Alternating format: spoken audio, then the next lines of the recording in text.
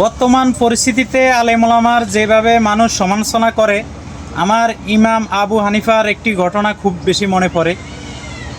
ইমাম আবু হানিফা তার দল এবং কিছু আলেম ওলামা নিয়ে এক জায়গায় বসে আছে। হঠাৎ একটি ছেলে ওই মজলিসে খুব একটা বেয়াদবি করছে। তখন ইমাম আবু হানিফা তার সঙ্গীদেরকে বলে, এই ছেলেটি জারজ সন্তান, কারণ জারজ সন্তান ছাড়া এরকম আলেম ওলামার সাথে কেউ বেয়াদবি করে না। তখন তার মজলিসের সবাই জিজ্ঞেস করলো, হুজুর আপনি কীভাবে বললেন ছেলেটি জারজ সন্তান? হুজুরও বলল, আমি বলছি ছেলেটি জারজ সন্তান, তোমরা প্রয়োজনে তথ্য নিয়ে দেখো। তারা সবাই তথ্য নেমে পড়ছে এবং তথ্য বের করছে। তথ্য বের করার পরে ঠিকই যে দেখলো যে ছেলেটি ছিল আসলে জারজ সন্তান। তখন তারা হুজুরের কাছে আসছে, হুজুরকে বলে যে আসলে হুজুর ছেলেটি ছিল জারজ সন্তান, আপনি কিভাবে বললেন? হুজুরও বলল, দেখো, কোনো জারজ সন্তান ছাড়া আলেম ওলামার সাথে কেউ বেয়াদবি করে না, এটা আমার জানা আছে।